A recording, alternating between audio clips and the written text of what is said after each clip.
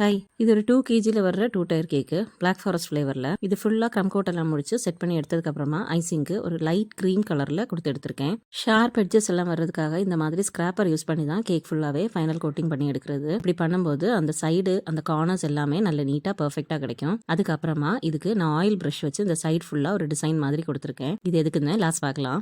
Next bottom tyre இதுவும் ஃபுல்லாக க்ரம் code பண்ணி முடிச்சு ஃபைனல் கோட்டிங்காக லைட் க்ரீன் கலரில் இது ஃபுல்லாகவே ஐசிங் பண்ணி எடுத்திருக்கேன். ஸ்கிராப்பர்ஸ் யூஸ் பண்ணி சைட்லையும் டாப்லையும் இருக்கிற எல்லா எக்ஸ்ட்ரா க்ரீமும் எல்லாம் எடுத்ததுக்கு அப்புறமா இந்த மாதிரி ஆயில் ப்ரஷ்ஷை யூஸ் பண்ணி ஒரு வேவ் டிசைன் மாதிரி இதுக்கு கொடுத்து எடுத்திருக்கேன். நெக்ஸ்ட் டாப் டயரில் ஒரு லைட் எல்லோ ஷேடில் ஃபைனல் கோட் கொடுத்து எடுத்திருந்தேன். அதுக்கு இந்த மாதிரி கோல்டன் கிளிட்டரும் லஸ்டர் டஸ்ட்டும் ஈக்குவலாக எடுத்து அதை ஃபுல்லாக இந்த கேக் மேலே ஸ்ப்ரே பண்ணி கொடுத்துருக்கேன்.